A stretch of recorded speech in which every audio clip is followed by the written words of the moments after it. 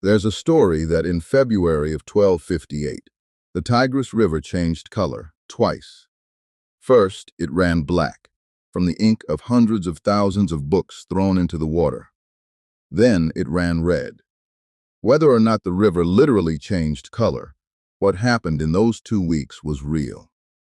The greatest city on earth, a city of libraries, hospitals, and observatories, was erased in 13 days. This is the story of how it happened, why it happened, and the question historians still argue about. Did these 13 days really end a golden age? To understand what was lost, you need to see Baghdad at its height. Founded in 762 by the Caliph al-Mansur, it was built as a perfect circle, the famous round city, with the palace and grand mosque at its center. Within a century, it may have been home to close to 1 million people. For comparison, London at the time had maybe 20,000. Ships from India and China docked at its wharves. Paper mills, a technology the Islamic world learned from Chinese prisoners of war, made books cheap before Europe even knew what paper was.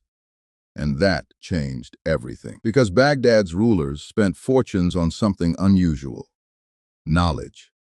At the House of Wisdom, scholars were paid, some say a book's weight in gold, to translate the works of Greece, Persia, and India into Arabic. Aristotle, Euclid, Galen. Much of it survives today because of these translators. And they didn't just copy. Al-Khwarizmi wrote the book that gave us the word algebra, and his own name, mispronounced over centuries, became the word algorithm. Hospitals kept patient records. Astronomers measured the size of the Earth and got remarkably close. By the 13th century, Baghdad's libraries held collections that wouldn't be matched anywhere for centuries. But here's the part no one tells you. By 1258, the Golden City was already living on borrowed time. The Abbasid Caliph still carried the grandest title in the Muslim world, Commander of the Faithful. But their real power had been shrinking for 200 years. The empire had splintered. The army had withered.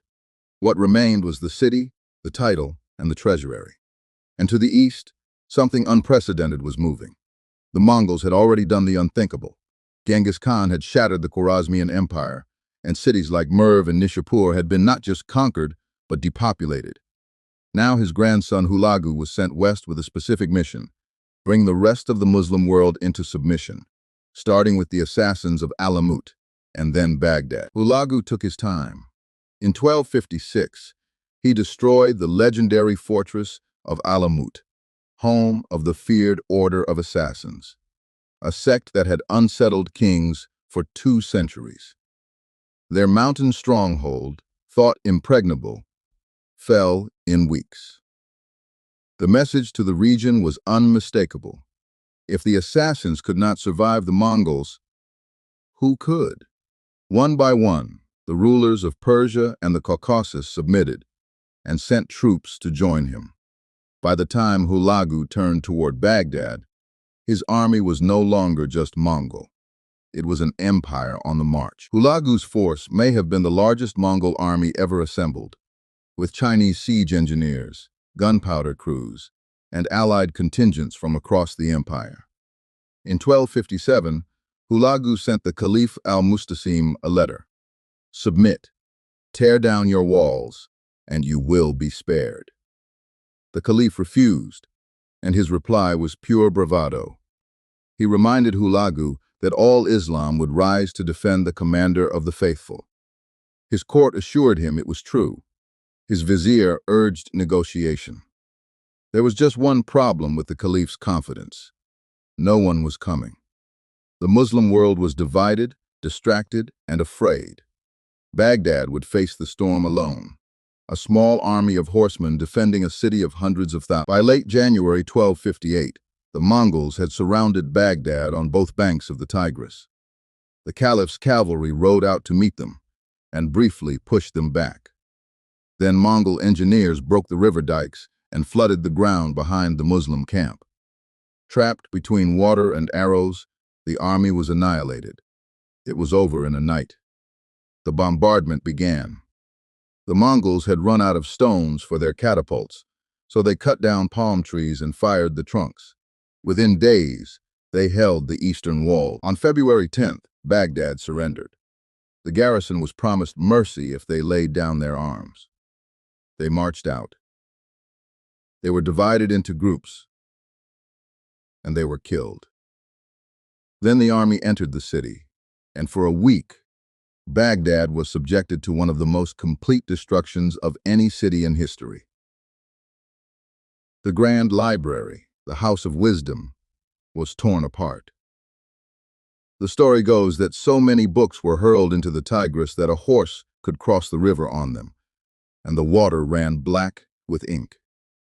Mosques, palaces, hospitals burned.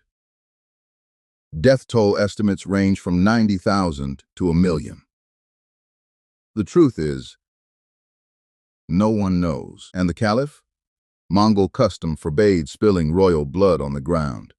So Al-Mustasim, the 37th and last Abbasid Caliph of Baghdad, was rolled in a carpet and trampled to death by horses. Legend says Hulagu first locked him in his treasury with no food, telling him to eat his gold. 500 years of the Abbasid Caliphate ended in 13 days of siege and 1 week of fire. Now, here's where I have to be honest with you, because this is the part everyone gets wrong. The story you'll usually hear is, the Mongols destroyed Baghdad, and that's why the Islamic Golden Age ended. It's clean, it's dramatic, and it's not quite true. The decline had started long before Hulagu. The canals of Mesopotamia were already crumbling. Scholarship had been migrating for a century, to Cairo, to Cordoba, to Samarkand. And here's the twist almost nobody mentions. Some of the greatest Islamic science happened after 1258, funded by the Mongols themselves. Hulagu spared the astronomer Nasir al-Din al-Tusi and built him a great observatory at Maragha, where models were developed that some historians argue influenced Copernicus. So what did Baghdad's fall actually end? Not Islamic civilization, not even Islamic science.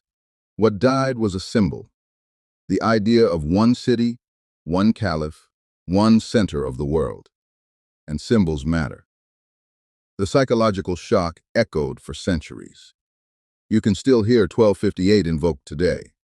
2 years later, at Ain Jalut, the Mamluks of Egypt did what Baghdad believed impossible. They stopped the Mongols. But that is the next story. A city of 1,000,000 people, a library that took 5 centuries to fill and a week to destroy, and a lesson history keeps teaching. Knowledge is easier to burn than to build. If you want the stories they didn't teach you, subscribe to Kisa. New stories every week.